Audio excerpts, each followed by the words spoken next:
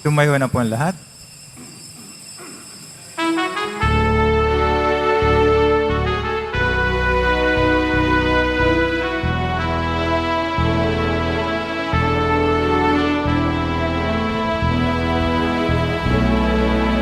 Viva poong Jesus Nazareno, awit at papuri alay namin sa'yo. Dinggin ang dalangin at pagsamo ng bayan mo. Viva poong Jesus Nazareno.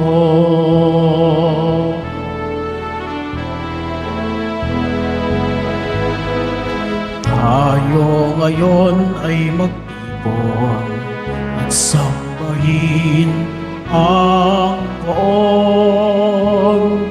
Magdiwang tayo sa ating debosyon, purihin ang Panginoon. Viva poong Jesus Nazareno, awit at papuri alay namin sa'yo. Dinggin ang dalangin at pagsamo ng bayan mo. Viva poong Jesus Nazareno.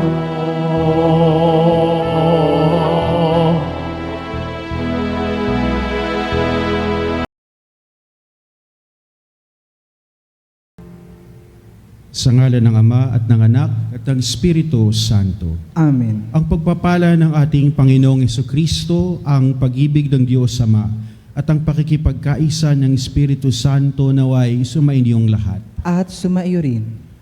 Mga kapanalig, muli na naman tayong tinipon ng Diyos bilang isang bayan sa banal na misang ito. Sa pagkakataong ito, tayo'y manahimik sandali at aminin ang ating mga pagkukulang sa Diyos. Sa mga pagkakataong hindi tayo naglaan ng oras at itunuring natin ang Diyos bilang ating hiyaman at humingi tayo ng tawad.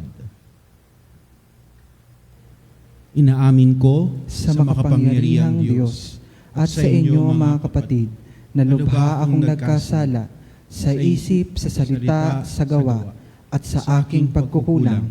Kaya isinasamo ko sa mahal na Birheng Maria, sa lahat ng mga anghel at mga banal, at sa inyo mga kapatid, na ako'y panalangin sa Panginoong ating Diyos. Kaawaan tayo ng makapangyarihang Diyos, patawarin tayo sa ating mga kasalanan, at patubayan tayo sa buhay na walang hanggan. Amen. Panginoon, kaawaan mo kami. Panginoon, kaawaan mo kami. Kristo, kaawaan mo kami. Kristo, kaawaan mo kami. Panginoon, kaawaan mo kami. Panginoon, kaawaan mo kami. Manalangin tayo. Ama naming makapangyarihan, lakas ka ng mga walang inaasahan kundi ikaw. Ang pagluhog namin ay iyong pagbigyan, sapagkat kami mga tao lamang na pawang mahihina kapag iyong iniwanan. Kaya naman kami lagi mong tulungan upang sa pagtupad ng iyong mga kautusan, ikaw ay aming mabigyang kasiyahan sa aming iniisip at ginagawa araw-araw. Sa pamamagitan ni Jesucristo, kasama ng Espiritu Santo, magpasawalang hanggan. Amen. Pagbasa mula sa ikalawang aklat ng mga hari. Noong mga araw na iyon, nang malaman ni Atalia na patay na ang anak niyan si Ocasias, sinikap niyang patayin ang lahat ng kamag-anak ng hari. Ngunit si Joas na anak ni Ocasias ay naitakas ng tiya niyang si Josaba na anak ni Haring Horam at kapatid ni Ocasias. Itinago niya ito pati ang tagapag-alaga sa isang silid, kaya hindi napatay ni Atalia. Pagkatapos, dinala niya ito sa bahay ng Panginoon at doon itinago ng 6 na taon, habang si Atalia ang nagahari sa lupain. Nang 7 taon ng pamamahala ni Atalia, ipinatawag ni Joaida ang mga pinuno ng mga Kriteyo at ng mga bantay sa templo at isinama sa loob ng templo. Pinagtibay nila roon ang isang kasunduan sa pangalan ng Panginoon. Pagkatapos, iniharap sila sa anak ng hari. Sinunod ng mga pinuno ang lahat ng iniutos sa kanila ng saserdoteng si Hohaida. Isinama nila si Hohaida ang kani-kanilang tauhan, pati yaong hindi nakatalagang manungkulan kung araw ng pamamahinga. At ibinigay ni Hohaida sa mga kapitan ang mga kagamitan ni Haring David, ang mga sandata at pananggalang na nasa bahay ng Panginoon. At bawat kawal ay tumalaga sa kanya-kanyang lugar, nakahanda sa anumang mangyayari. Ang iba ay sa gawing timog, ang iba ay sa hilaga, sa paligid ng altar at ng tirahan ng hari. Inilabas ni Hohaida ang prinsipe. Kinoronahan niya ito. Inaabot ang aklat ng kautusan, binuhusan ng langis, at itinalagang hari. Pagkatapos, nagpalakpakan sila at nagsigawan, "Mabuhay ang hari!" Nang marinig ni Atalia ang pagkakaingay ng mga bantay at ng mga tao, pinuntahan niya ang mga ito sa bahay ng Panginoon. Pagdating doon, nakita niyang nakatindig ang hari sa isang mataas na lugar tulad ng kinaugalian.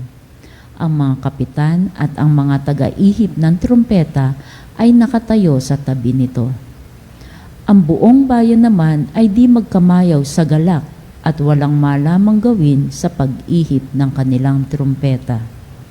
Nang makita ito ni Atalia, sinira niya ang kanyang kasuotan at malakas na sinabi, "Ito ay isang malaking kataksilan."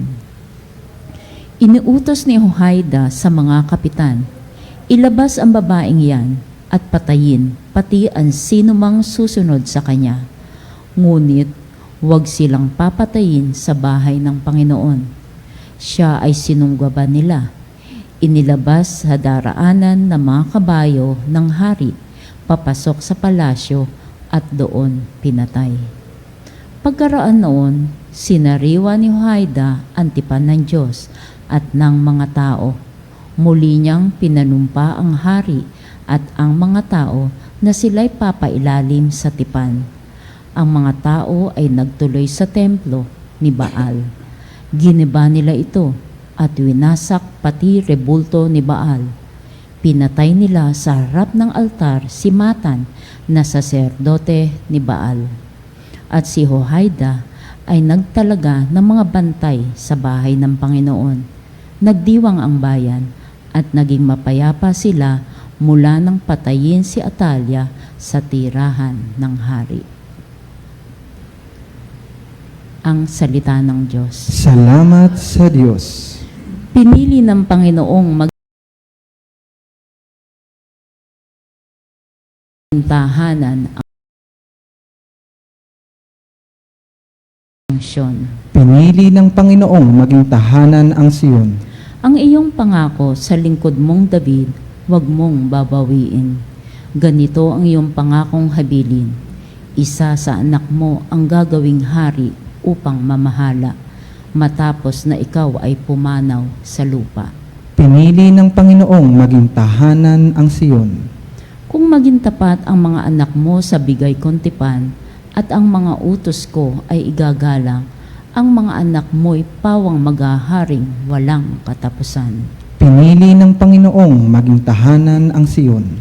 Pinili ng Poon na maging tahanan ang lungsod ng Siyon. Ito ang wika niya.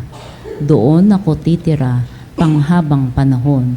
Ang paghahari ko ay magmumula roon. Pinili ng Panginoong maging tahanan ang Siyon.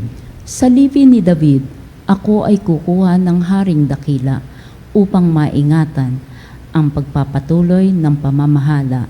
Yaong kaharian niya ay uunlad at mananagana, ang kaaway niya ay mga papahiya.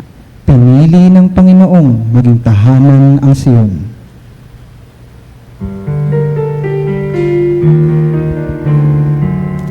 Hallelujah, hallelujah.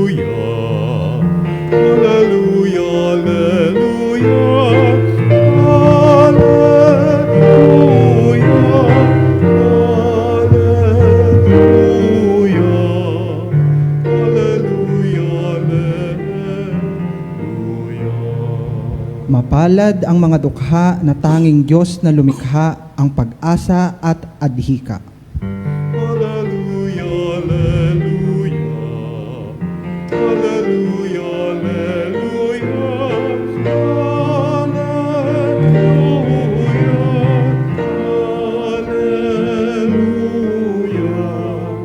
Hallelujah, hallelujah.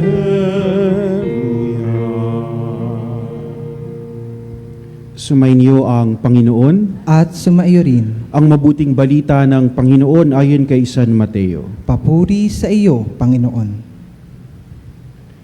Noong panahong iyon, sinabi ni Jesus sa kanyang mga alagad, "Huwag kayong mag-impok ng kayamanan dito sa lupa.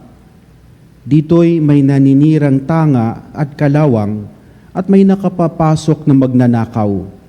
Sa halip, impukin ninyo ang mga kayamanan sa langit. Dooy walang naninirang tanga at kalawang at walang nakapapasok na magnanakaw.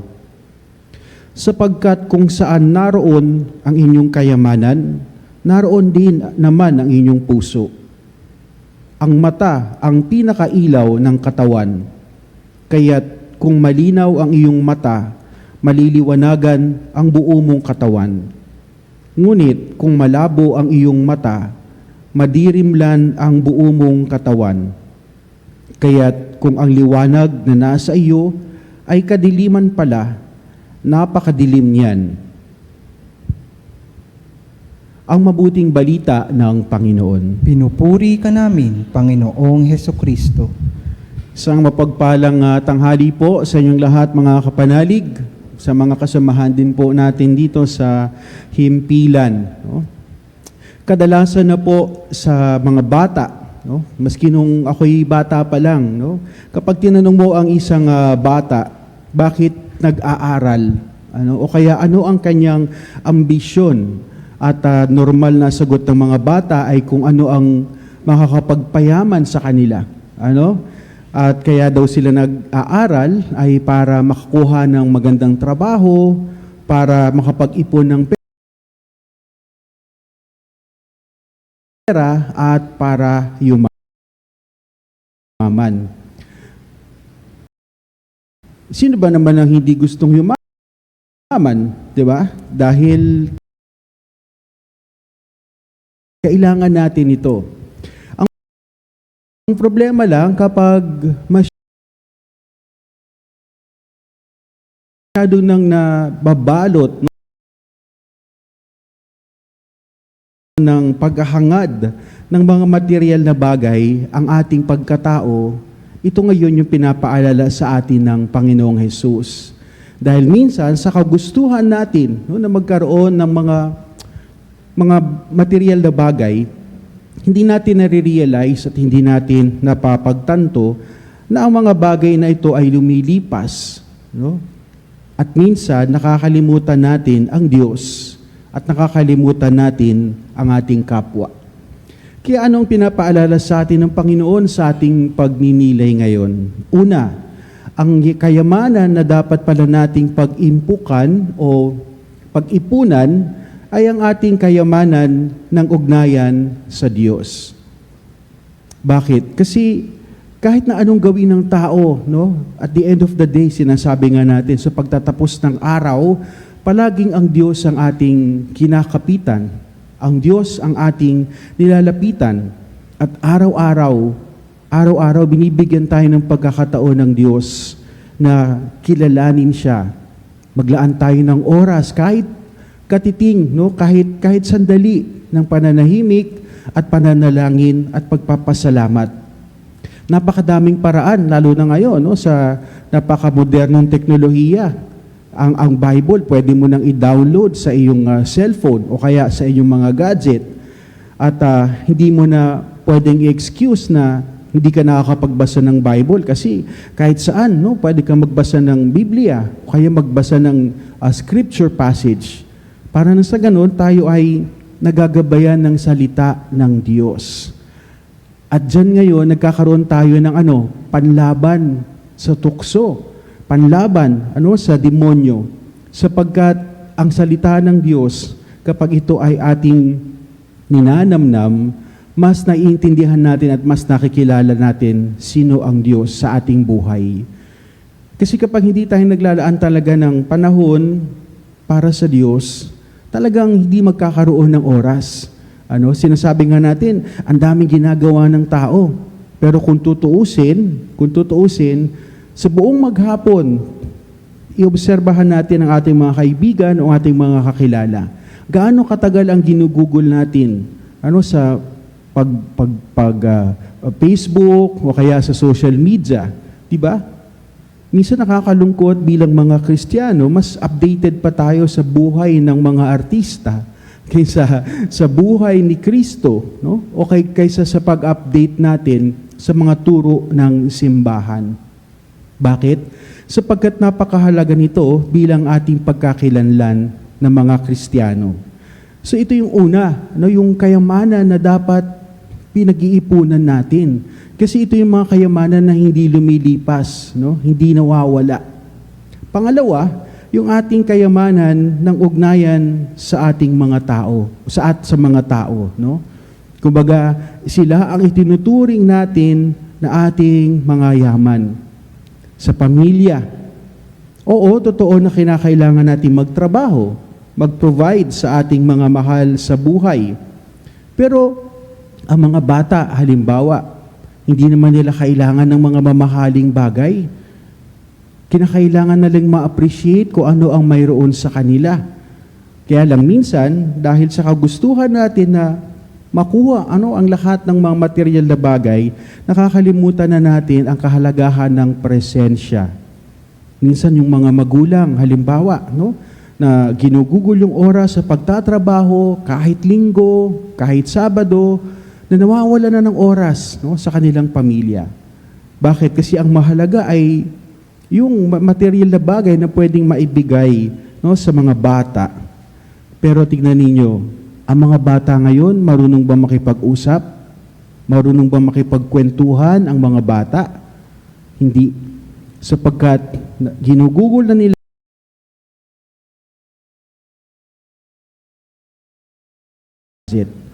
sa kanilang mga cellphone. At yan ngayon, ang nagiging challenge sa mga magulang. Kaya nga ang ating ebanghelyo ngayon ay akmang-akma pa rin. Hindi natin pwedeng sabihin na, Father, modern technology na tayo ngayon. Mas lalo nga tayong dapat na mag-ingat. Kinakailangan makita natin ano yung mga bagay na lumilipas. Kasi pag nawala tayo dito sa mundo, ang matatandaan naman palagi ng ating mga mahal sa buhay, ng ating mga kaibigan o ng ating kapwa at kung paano tayo naging mabuti sa kanila. Hindi lang mabait, hindi lang mabait. Kasi maraming mababait na tao pero meron pa ng masamang balak sa kanyang kapwa. Pero yung isang taong mabuti, kahit na anong gawin yan, kasi yun ay talagang nanggagaling sa kaibuturan ng kanyang puso. At ang isang taong mabuti, kahit na wala siyang maraming bagay sa kanyang panlabas na pangangailangan, mananatili pa rin yung kagalakan sa puso niya. Bakit? Kasi hindi nakadepende sa mga material na bagay o kayamanan ang kanyang kaligayahan. Kasi pag nawala yung mga material na bagay, hindi na maligaya yung tao Pero ang isang taong mabuti, kapag kahit wala siyang mga material na bagay, kapag alam niya na sapat na ang meron sa kanya, ang Diyos, ang kanyang pangangailangan, at ang mga taong nakapaligid sa kanya, magkakaroon pa rin siya ng kagalakan. Kasi yun ay nanggagaling sa kalooban ng kanyang puso. Pero yung kaligayahan ay panlabas. Nawa, ang ating pagninili ngayon ay patuloy na magpaalaala sa atin, mga kapanalig. Ang dapat nating pag-ipunan ay hindi lang ang mga material na bagay na lumilipas dito sa mundo, kundi ang kinakailangan nating pag-ipunan ay ano ang ating magiging buhay pagkatapos dito sa mundo. At ano ang kabutihan na naitanim natin hindi lang sa ating mga mahal sa buhay, kundi maging sa ating kapwa. Sapagkat yan ang tunay na sukatan ng kayamanan. Paano tayo naging mabuti sa harapan ng Diyos at paano tayo naging mabuti sa ating kapwa.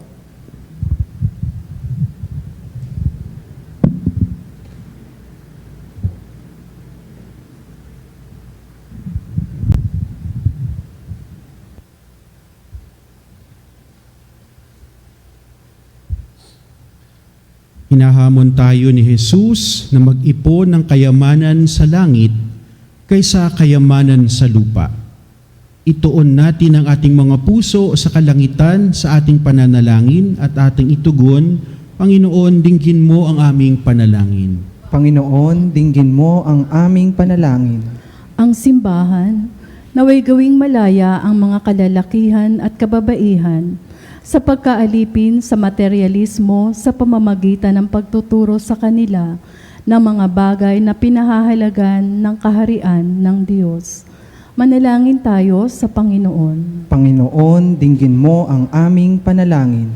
Ang mga politiko at lingkod pang mamamayan, naway magsimula ng mga programa at proyekto sa kabuoang pag-unlad ng lipunan at kanilang mga nasasakupan. Manalangin tayo sa Panginoon. Panginoon, dinggin mo ang aming panalangin. Ang mga taong pinagkatiwalaan ng higit na kayamanan, naway mapagtanto ang kanilang katayuan bilang mga tagapangalaga at hindi mga lubos na nagmamay-ari ng mga biyayang kanilang angkin. Manalangin tayo sa Panginoon. Panginoon, dinggin mo ang aming panalangin. Ang mga pinagkaitan ng mga bagay sa mundong ito, naway mapagtanto ang kagandahan ng pagtutuon ng kanilang puso sa makalangit na kayamanan. Manalangin tayo sa Panginoon. Panginoon, dinggin mo ang aming panalangin. Ang mga nagdusa at namatay sa pananampalataya, naway umani ng makalangit na gantimpala. Manalangin tayo sa Panginoon. Panginoon, dinggin mo ang aming panalangin. Sa ilang sandali ng katahimikan, ipanalangin natin ang kagalingan at natatanging kahilingan ng ating mga Eucharistic advocates. Manalangin tayo sa Panginoon. Panginoon, dinggin mo ang aming panalangin. Sa natatanging paraan atin ding isama sa ating panalangin ang kaluluwa ni Jose Lovelle na ginugunita natin ang unang taon ng kanyang pagpanaw, naway makabahagi siya sa kaluwalhatian ng muling pagkabuhay ni Kristo. Manalangin tayo. Panginoon, dinggin mo ang aming panalangin. Ama naming nasa langit, hindi nagbabago o kumukupas ang iyong pag-ibig sa amin. Bigyan mo kami ng lakas at tapang na lumakad sa iyong presensya sa araw-araw ng aming buhay.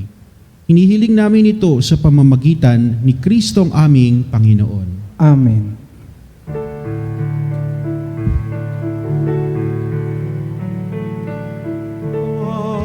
Pag-aalay namin, sana ay kalugdan mo.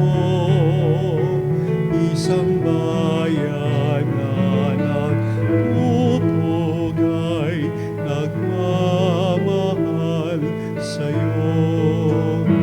Sa inyo nitong tinapay na nagdudulot ng buhay at alak na sa gisag ng bigay mong kaligtasan.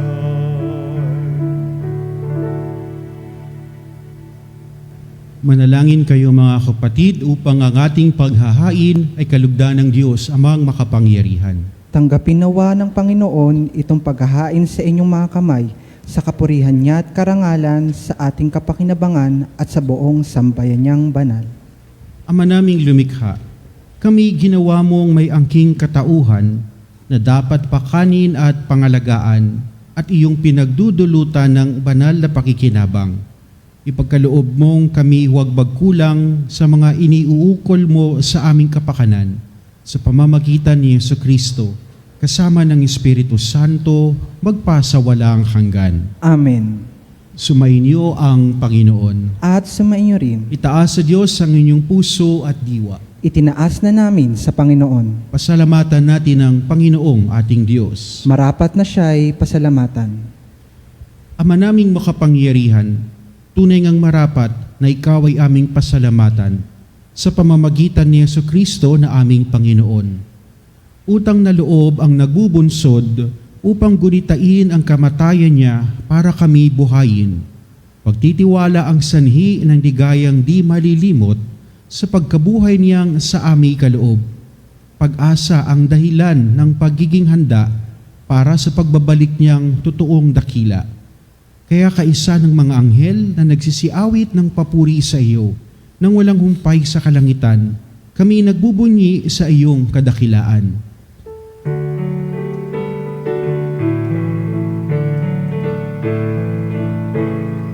Santo, Santo, Santo, Panginoong Diyos ng mga hukbo, napupuno ang langit at lupa ng kadakilaan mo.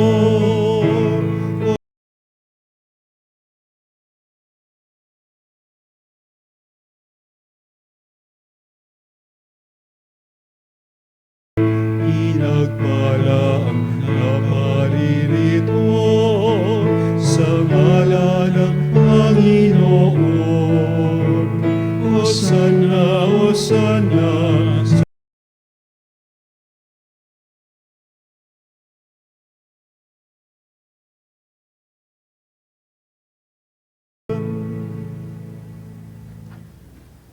Ama naming banal, ikaw ang bukal ng tanang kabanalan. Kaya't sa pamamagitan ng iyong Espiritu, gawin mong banal ang mga kaloob na ito, upang para sa aming maging katawan at dugo ng aming Panginoong Hesukristo.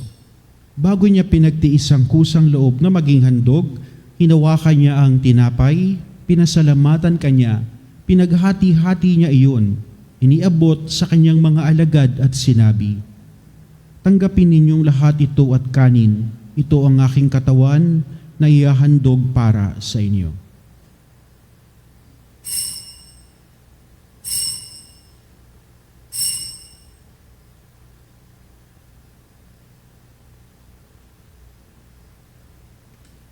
Gayun din naman noong matapos ang hapunan, hinawakan niya ang kalis. Muli kanyang pinasalamatan, iniabot niya ang kalis sa kanyang mga alagad at sinabi, "Tanggapin ninyong lahat ito at inumin. Ito ang kalis ng aking dugo, ng bago at walang hanggang tipan, ang aking dugo na ibubuhos para sa inyo at para sa lahat, sa kapagpapatawad ng mga kasalanan. Gawin ninyo ito sa pag-alala sa akin."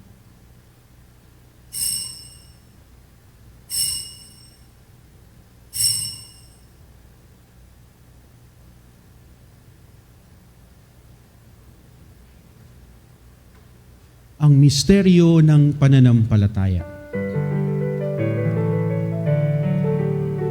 Si Kristo ay gunitain, sarili ay inihain, ilang pagkain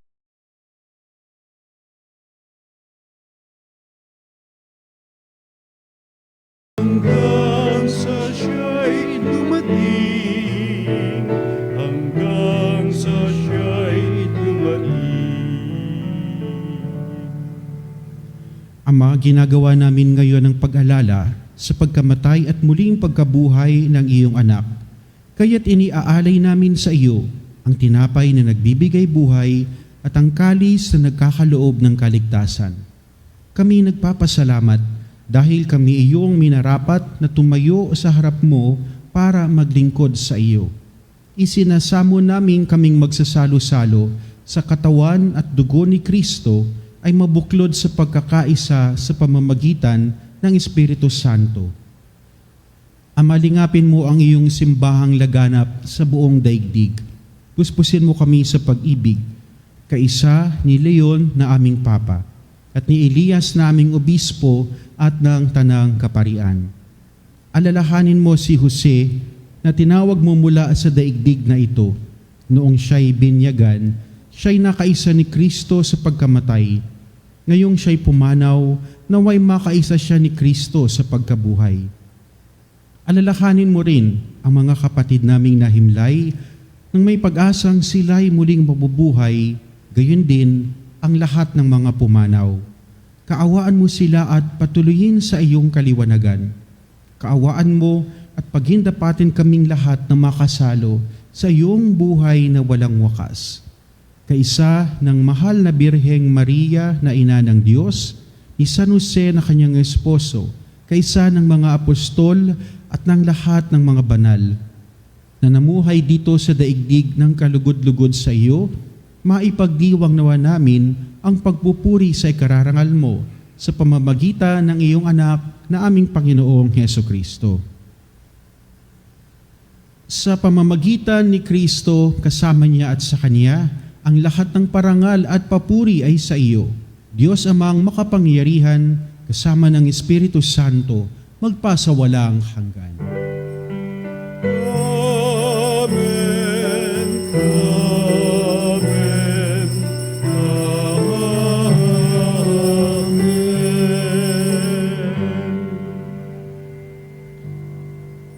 Tayo ay tinipon ng Diyos bilang Kanyang mga anak, kaya tawagin natin siya na ating Amang nasa langit.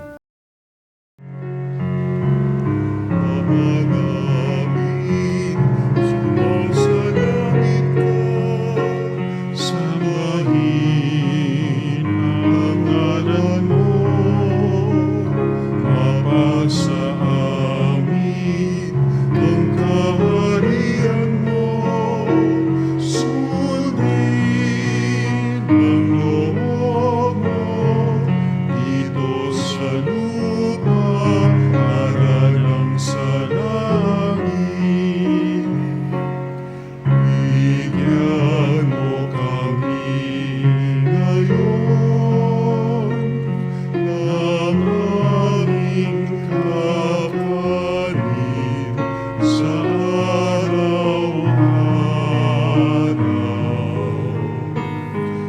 At patawarin mo kami sa aming mga kasala, para lang pagpapatawad namin sa nagkakasala sa amin.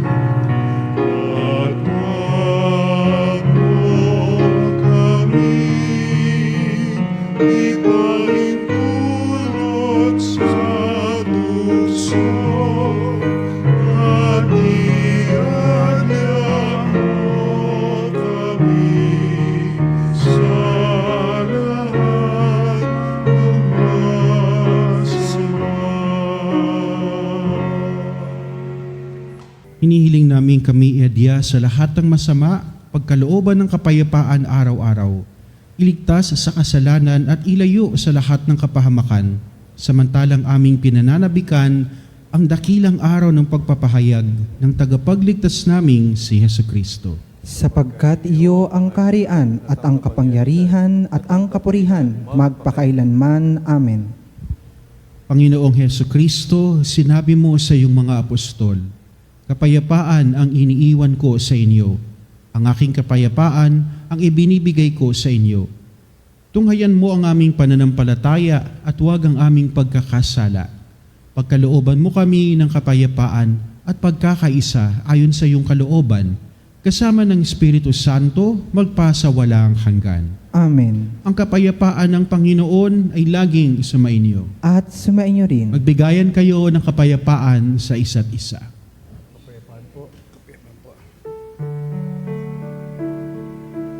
Kordero ng Diyos na nag-aalis ng mga kasalanan ng sanlibutan, maawa ka sa amin. Kordero ng Diyos na nag-aalis ng mga kasalanan ng sanlibutan, maawa ka sa amin. Agnus Dei, qui tollis, pecata mundi, dona nobis pacem, dona nobis pacem.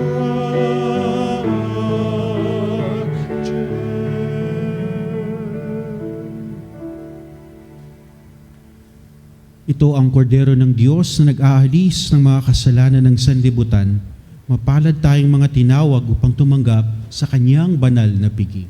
Panginoon, hindi ako karapat-dapat na magpatuloy sa iyo, ngunit sa isang salita mo lamang ay gagaling na ako.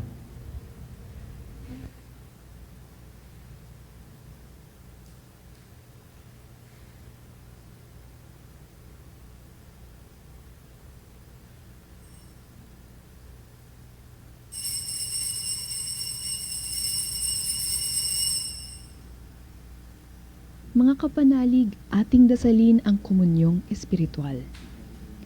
O Jesus, nananalig ako sa pananahan mo sa kabanal-banalang sakramento. Minamahal kita higit sa lahat at hangad ka ng aking kaluluwa. Hindi ko man matatanggap ngayon ang iyong katawan at dugo, inaasahan ko na patuloy kang mamumuhay sa aking puso. Naniniwala ako na narito ka at kaisa ka ng aking buong pagkatao. Huwag mong ipahintulot na mawalay ako sa iyo. Amen. Panalangin sa karangalan ng Nuestro Padre Jesus Nazareno. O Jesus Nazareno, katamis-tamisan naming manunubos, sa harap mo ngayon naririto kami't nangangayupapa at nagsisisi ng taos-puso sa aming pagiging walang turing sa iyo at paglimot sa di mabilang na mga biyaya mo, lalong-lalo na yaong mahalagang biyaya ng pagtutubos. Dinaramdam namin at pinagsisisihang labis, Panginoon ko, ang pagkakasala namin sa iyo. Ikinalulungkot namin ang pagiging dahilan ng pagpapasan mo ng krus na iyan sa gitna ng mga hirap at kapaitan, hanggang sa inihandog mo ang iyong buhay sa bundok ng Kalbaryo, sa pagkaibig mo lamang na matubos kami at ang sangkatauhan mula sa sala. Pakabanalin mo, O Panginoon, ang aming pagnanais at ipagtanggap mo sa amin ang iyong biyaya. Maging tagapamagitan nawa ang iyong ina, ang kalinis-linisang Birheng Maria.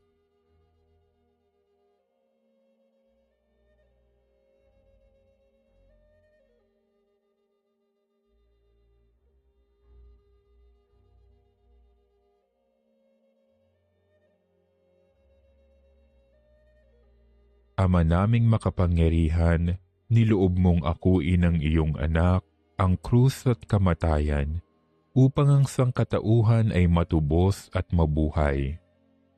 Ang pag-ako namin sa krus at kamatayan dito sa lupa, ayon sa diwa ng pagsunod sa iyong loob, na ginanap ng iyong anak, ay magpagindapat nawa naming kamtin ang lubos na katubusan at pagkabuhay sa iyong piling, sa pamamagitan ni Hesukristo, kasama ng Espiritu Santo, magpasawalang hanggan.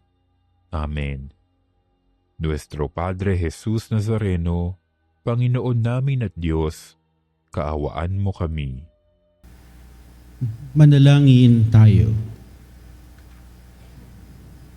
Ama naming mapagmahal, ang pinagsaluhan naming banal na pakikinabang na nagpapahiwatig ng iyong pakikiisa sa tanang naritong nakikipagdiwang ay magdulot nawa ng pagkakaisa sa iyong sambayanan sa pamamagitan ni Jesucristo kasama ng Espiritu Santo magpasawalang hanggan. Amen.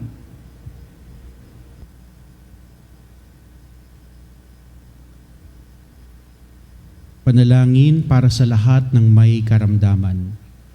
Panginoon naming Diyos, Ikaw ang dakilang manggagamot at tagapagpagaling.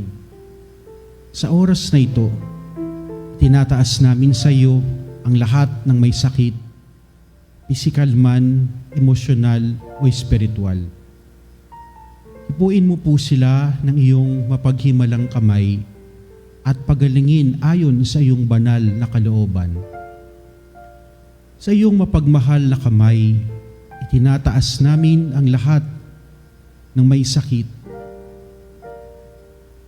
ang mga dumaranas ng kanser at matinding karamdaman, sakit sa puso at mataas na presyon, diabetes at iba pang sakit sa dugo, sakit sa bato at atay, arthritis, rayuma at pananakit ng katawan, karamdaman sa baga tulad ng hika at pneumonia, trangkaso, lagnat at iba pang impeksyon, mental health conditions tulad ng depresyon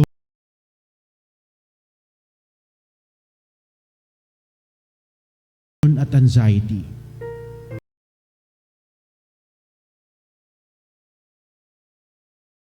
COVID-19 at iba pang viral diseases, sakit sa mata, tainga at balat, paralisado at may kapansanan. Hipuin mo po sila, O Diyos, at pagalingin ayon sa iyong kalooban. Bigyan mo sila ng lakas ng loob, pag-asa at kapayapaan sa kanilang laban. Gamitin mo ang mga doktor, gamot at iba pang paraan upang daluyan ng iyong kagalingan. Gayon din ang lahat na nagpapagal upang sila'y gumaling. Bigyan mo po sila ng lakas upang kayanin ang anumang sakit na kanilang pinagdadaanan. Ipagkaloob mo sa kanila ang kaginhawahan sa kabila ng kanilang paghihirap. Pagpalain mo rin po ang kanilang pamilya at mahal sa buhay na nag-aalaga sa kanila. Naway huwag silang mawala ng pag-asa, kundi patuloy na magtiwala sa iyong pagmamahal at habag. Sa lahat ng may mabigat na dinadala, paalaala mo sa kanila na hindi sila nag-iisa. Kasama kanila sa bawat sandali ng kanilang laban. Tulungan mo rin kaming maging instrumento ng iyong pagmamahal sa pamamagitan ng pagbibigay ng pag-aalala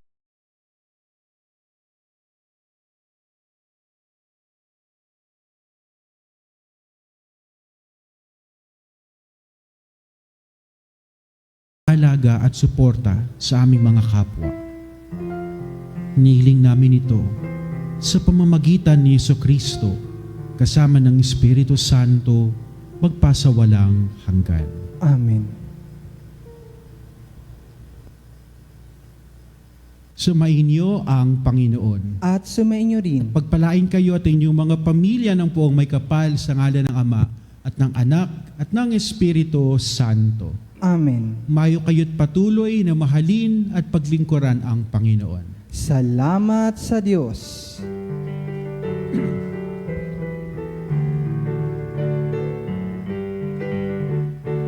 Umayon ang bayan ng Diyos, iyaya'y ibahaging lubos. Suyuri ng parang lahat mundo,